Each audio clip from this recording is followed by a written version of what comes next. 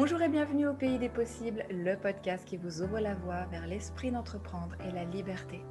Je suis Noémie Richard, depuis 2017, je suis coach certifié et entrepreneur et ma mission est de vous guider dans la transition professionnelle qui vous épanouira vraiment à travers une approche globale alliant introspection et structuration pour vous permettre d'oser la liberté d'entreprendre dans l'épanouissement et la réussite. Je vous donne les clés pour accéder à votre propre puissance et à votre plein potentiel. Mon but, vous faire prendre conscience que vous pouvez vous aussi vivre une vie plus libre et plus épanouie. Si ce podcast vous plaît, merci de tout cœur de le soutenir en lui laissant 5 étoiles ou un gentil commentaire sur la plateforme d'écoute de votre choix. Savoir que ce podcast vous inspire est le plus important pour moi. Alors voici tout de suite un nouvel épisode au Pays des Possibles.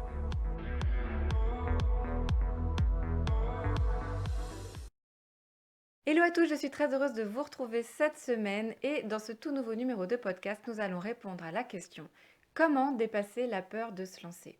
Vous savez, cette peur, ce trouillomètre en fait, qui vient nous faire tergiverser, nous faire douter, nous faire remettre en question ce désir qu'on peut avoir de nous lancer dans la voie de l'indépendance et qui, malheureusement, si on l'écoute un petit peu trop, si on laisse cette peur guider notre vie, le risque, c'est vraiment de voir passer ce rêve au loin, en fait, de le voir s'éloigner au fur et à mesure des années, des mois qui vont passer, et de se dire un beau matin, finalement, dommage, j'aurais bien voulu essayer, et puis j'ai pas osé essayer.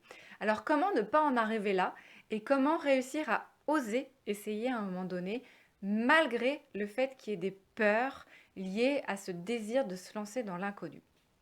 Alors la première chose qui est important de comprendre face à cette peur de se lancer, c'est que c'est normal qu'elle existe, cette peur. C'est-à-dire qu'à un moment donné, le but, c'est pas non plus d'aller supprimer cette peur, de faire comme si elle n'existait pas et de la faire taire une bonne fois pour toutes. Le projet de se lancer dans l'entrepreneuriat, encore une fois, si c'est pas quelque chose que vous avez déjà expérimenté par le passé, si c'est nouveau dans votre vie, eh bien ça s'accompagne d'inconnus, d'incertitudes, donc de doutes, finalement de non-expérimentation, tout simplement. Le fait qu'on n'ait pas essayé encore de passer à l'action fait que, comme on ne sait pas ce qui se passe derrière, potentiellement, il y a du danger, il y a du risque qu'on n'est pas capable d'anticiper parce qu'on ne l'a pas forcément encore vécu. Donc c'est normal que quand on a ce projet de se lancer, il y ait des peurs qui se réveillent. C'est complètement logique. Et le but, encore une fois, c'est pas de venir supprimer la peur. Le but, c'est de réussir à dépasser cette peur, à faire en sorte que cette peur ne soit pas paralysante. Donc comment on fait pour dépasser ces peurs, sachant que dans tous les cas, on ne pourra pas faire en sorte qu'il n'y ait plus de peur. Et qu'importe la peur en fait, que ce soit la peur financière, la peur de l'échec, la peur du regard des autres, la peur, toutes les peurs en fait qui peuvent être associées à ce projet de transition, finalement relèvent beaucoup au final de la peur de l'inconnu, la peur de ne pas savoir ce qui va se passer demain. Donc comment dépasser ça pour pouvoir passer à l'action? La première chose à faire, c'est prendre conscience que souvent, nos peurs sont des menteuses. C'est-à-dire que nos peurs ne nous donnent pas la vérité. Nos peurs ne sont pas la réalité. Ce ne sont que des projections de ce que l'on imagine qui pourrait se passer si on se lançait dans tel scénario. Et en général, de par le biais de négativité, on a, de par notre habileté en tant qu'être humain à cultiver des scénarios négatifs, on va avoir tendance à imaginer des scénarios beaucoup plus pires que ce qui pourrait vraiment se produire. Donc c'est important de comprendre comment fonctionne notre psyché à un moment donné pour se dire, ok, j'imagine que si je me lance, j'ai 80% de chances d'échouer. Alors que dans la réalité, c'est pas la réalité de ce qui va vraiment se passer.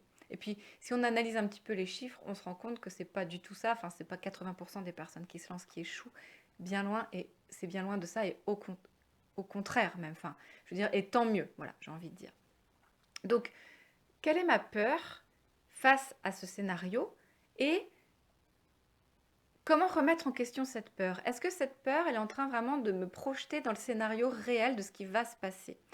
De par notre capacité à alimenter des scénarios négatifs, en général, on a vraiment tendance à amplifier les risques qui peuvent être associés à n'importe quel projet finalement à partir du moment où il nous plonge dans l'inconnu.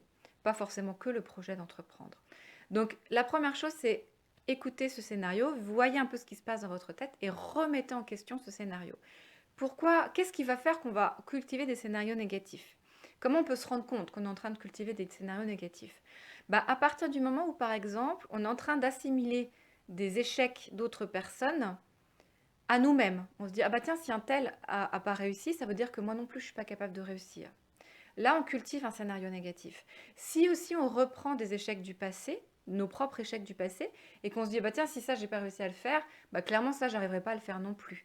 Là, on est en train de cultiver des scénarios négatifs. Donc, vraiment, pour réussir à dépasser sa peur, l'idée, c'est vraiment déjà de la remettre en question. Même si, encore une fois, on ne supprimera pas la peur, et c'est normal qu'elle existe, mais on peut quand même la remettre en question et lui dire, ok, j'entends que j'ai peur d'échouer, mais en même temps, c'est quoi la probabilité que j'échoue? Qu'est-ce que j'ai comme ressources en face de cette peur? Donc, venez mettre en face des ressources. Qu'est-ce que je vais pouvoir mobiliser? Si demain je vois que je suis dans un scénario d'échec, qu'est-ce que je vais pouvoir mettre en place pour dépasser ce scénario d'échec? Donc, quelles sont mes ressources en fait? Finalement, plongez dans ce scénario du pire, allez-y pleinement, laissez votre peur s'exprimer de manière intense, et puis identifiez en face quelles sont les ressources que vous allez avoir pour faire face à ce scénario du pire. C'est vraiment, voilà, une chose importante à prendre en considération quand on décide de se lancer pour dépasser sa peur. J'aimerais aussi juste revenir sur un élément important qui est la sémantique et le pouvoir des mots. Et ce qu'il faut bien comprendre, c'est que historiquement, depuis que l'humain est humain en fait, le mot peur est vraiment associé à un danger.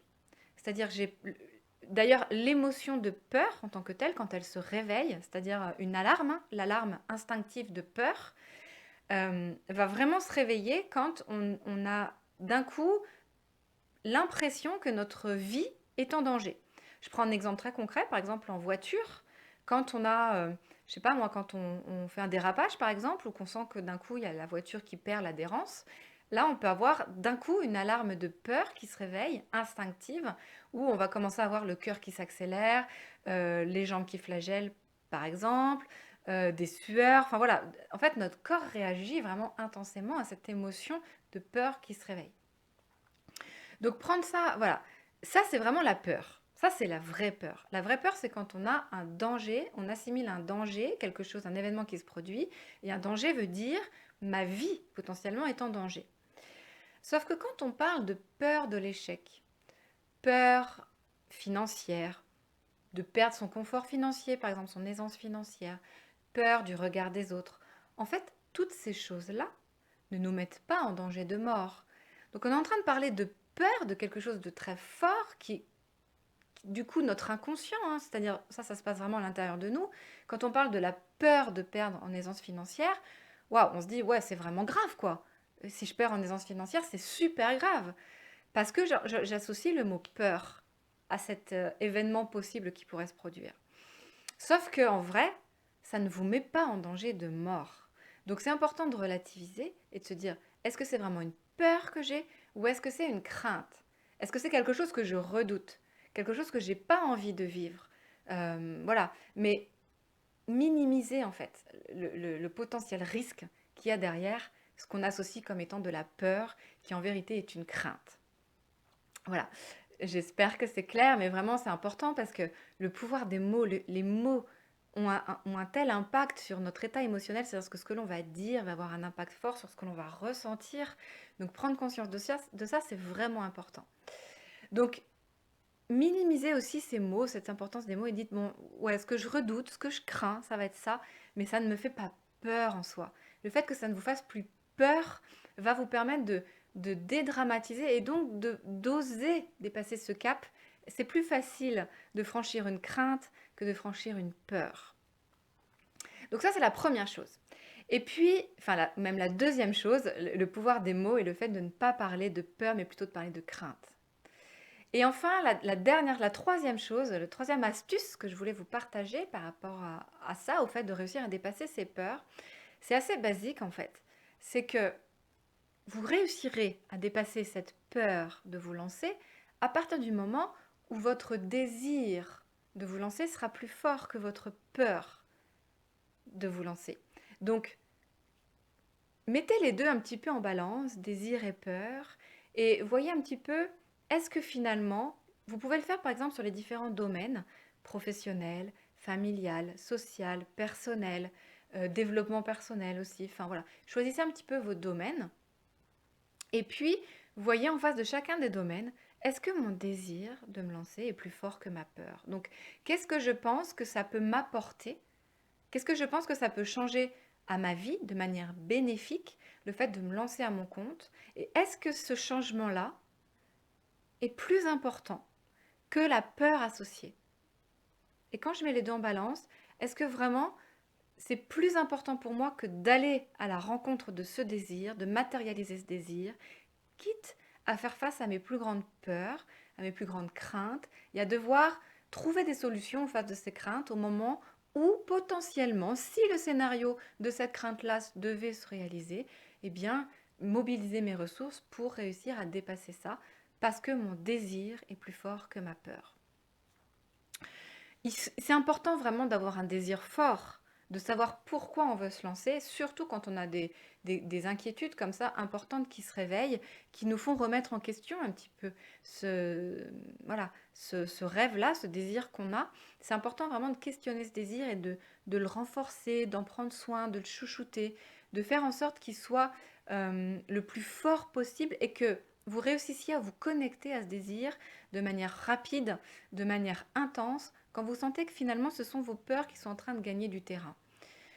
Ce qu'il faut bien ce qu'il faut bien comprendre, c'est que si on ne cultive pas des scénarios positifs dans son esprit, et ça c'est valable pour tout le monde, tous les êtres humains, si on ne cultive pas nos scénarios positifs, les scénarios négatifs vont avoir tendance à prendre le dessus. C'est les scénarios du négatif, vraiment c'est ce qu'on appelle le biais de négativité, c'est comme ça, humainement on est fait comme ça. On va avoir tendance à avoir le négatif qui prend plus de place. Ou vous savez, on peut avoir 10 retours positifs, si on en a un négatif, ben finalement celui-ci, il peut potentiellement anéantir les 10 positifs, parce que le négatif aura pris le dessus. Donc, prendre conscience de ça, c'est important pour cultiver les scénarios positifs, cultiver le désir, le renforcer, faire en sorte qu'il prenne plus de place pour nous donner l'élan, l'énergie, la confiance, la conviction d'aller de l'avant et de réussir à passer le cap. Donc, est-ce que votre désir est plus fort que votre peur? Et faites en sorte de cultiver ce désir un maximum pour réussir à dépasser vos craintes. Et puis, pour finir, j'ai envie de vous dire, gardez vraiment en tête que la confiance vient avec l'expérience. C'est quelque chose que je dis souvent. Peut-être que ce n'est pas la première fois que vous l'entendez de ma bouche, mais la répétition est la mère de l'apprentissage, donc c'est ok pour moi que vous l'entendiez à nouveau. Et si c'est la première fois, bah, tant mieux. La confiance vient avec l'expérience, donc vous ne pouvez pas attendre d'avoir pleinement confiance en vous avant de vous lancer, ce n'est pas possible. Vous pouvez avoir confiance en la vie, confiance en votre destin, confiance en votre bonne étoile, confiance en fait que voilà, vous serez soutenu, guidé sur ce chemin, que tout ce qui vous arrive est bon pour vous, mais avoir pleinement confiance en vos capacités, confiance en vous, confiance en l'avenir, confiance au fait que ça va le faire en fait. Euh, c'est pas forcément facile parce que vous n'avez pas encore eu l'expérience de ce chemin-là.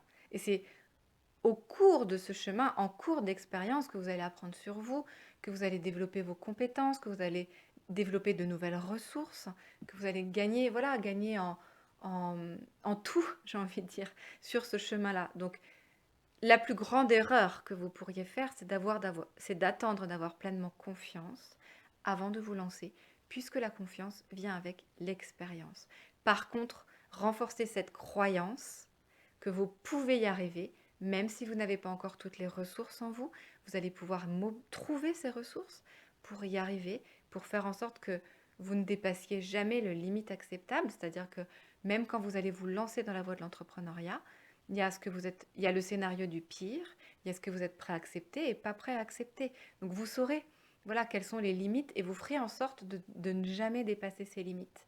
Mais clairement, franchir ce cap va vous demander du courage, va vous demander d'être capable de passer à l'action malgré la peur, donc d'avoir du courage. Cherchez plus à développer votre courage que votre confiance. C'est de courage dont vous avez besoin.